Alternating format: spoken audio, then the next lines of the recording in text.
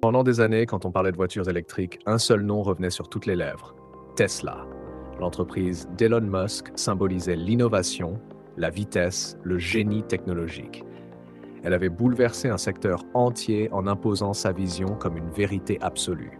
Mais aujourd'hui, en 2025, ce paysage a changé. Un autre nom commence à prendre le dessus, discrètement, méthodiquement: BYD. Un constructeur chinois que l'Occident connaissait à peine il y a encore quelques années. Et pourtant, BYD est en train de renverser totalement la hiérarchie mondiale. Les chiffres ne mentent pas. Cette année-là, BYD a vendu 4,27 millions de véhicules électriques contre 1,8 million pour Tesla. Son chiffre d'affaires a atteint 107,2 milliards de dollars contre 97,7 milliards pour Tesla. Et alors que Tesla peine à maintenir une croissance de plus 1%, BYD affiche une progression fulgurante de plus de 29%.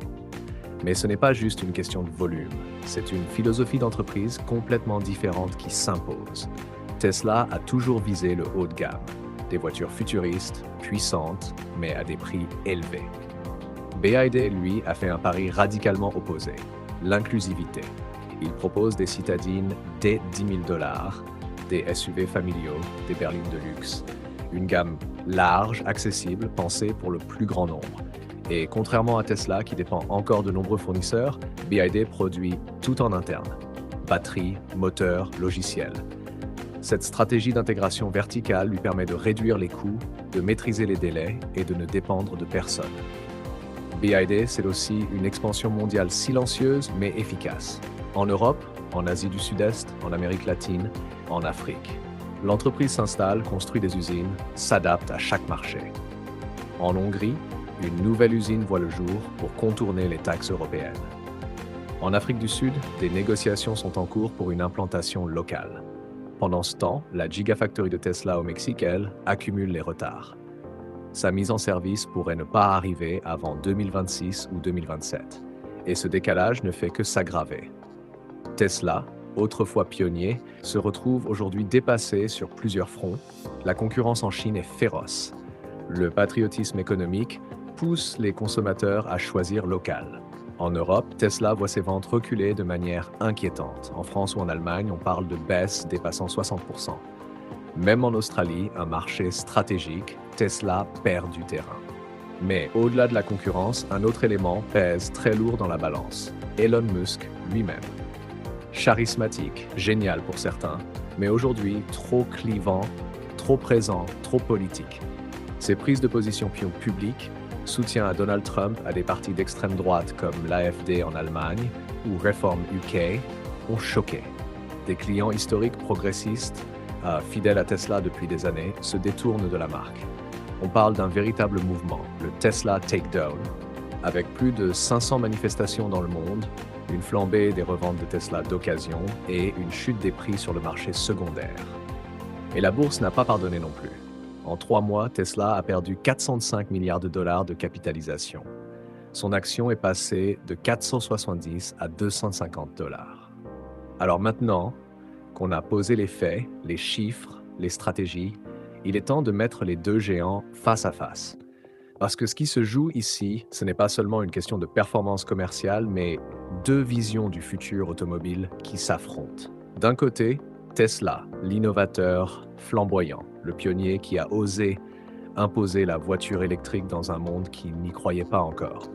Tesla, c'est la performance, le design futuriste, la conduite autonome, les superchargeurs, l'expérience utilisateur intégrée, mais c'est aussi une entreprise haut de gamme, avec des modèles chers, une structure encore dépendante de partenaires extérieurs pour certaines pièces essentielles, et une communication dominée par une figure aussi brillante que controversée, Elon Musk. De l'autre côté, BYD, l'opposé presque parfait. Peu de communication, pas de gourou, mais une stratégie industrielle d'une précision chirurgicale.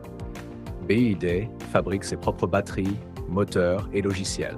Il contrôle toute la chaîne, il propose des véhicules pour tous les budgets, de la petite citadine à 10 000 dollars jusqu'à la berline luxueuse. Il s'adapte au marché. Il construit localement, anticipe les taxes, contourne les tensions commerciales et surtout, il avance. Vite, très vite. Alors, comparons. En 2024, BYD vend plus du double de véhicules que Tesla. Il génère plus de chiffre d'affaires. Sa croissance est plus forte. Il ne se contente plus de suivre Tesla, il propose désormais ses propres innovations. Batterie Blade, plateforme 3.0, autonomie améliorée, recharge rapide, production décarbonée. Face à ça, Tesla montre des signes d'essoufflement. Ses ventes baissent en Chine, en Europe, aux États-Unis, ses marges fondent à cause des baisses de prix. Son fondateur divise l'opinion, perd la confiance d'une partie de ses clients. Son action s'effondre. Et malgré des projets prometteurs comme le robot Optimus ou la nouvelle Model Y Juniper, l'avenir est incertain. Mais attention, ce n'est pas encore la fin du match. Tesla reste une entreprise solide, rentable, avec une avance réelle sur le plan logiciel et technologique. Elle dispose d'un trésor de guerre financier de 33,6 milliards de dollars, d'une dette maîtrisée à 7 milliards, d'un écosystème unique, d'usines opérationnelles et d'une communauté fidèle. Elle peut rebondir. Elle a déjà prouvé qu'elle pouvait renaître quand tout le monde la croyait perdue. Mais elle devra le faire dans un monde beaucoup plus compétitif, beaucoup moins indulgent et où chaque erreur coûte cher. BYD, de son côté, n'a pas fini sa montée. Il ne cesse de gagner du terrain. Et surtout, il inspire une nouvelle génération de constructeurs asiatiques, européens, africains peut-être, qui pourraient à leur tour bousculer l'ordre établi. Et au final, ce que cette histoire nous enseigne, c'est simple. L'innovation ne suffit pas. Le charisme ne suffit pas.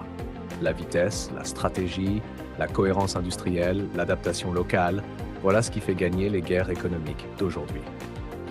Tesla ou BYD? Le futur ne tranchera pas forcément en faveur du plus connu, mais en faveur du plus constant, du plus agile, du plus crédible sur la durée.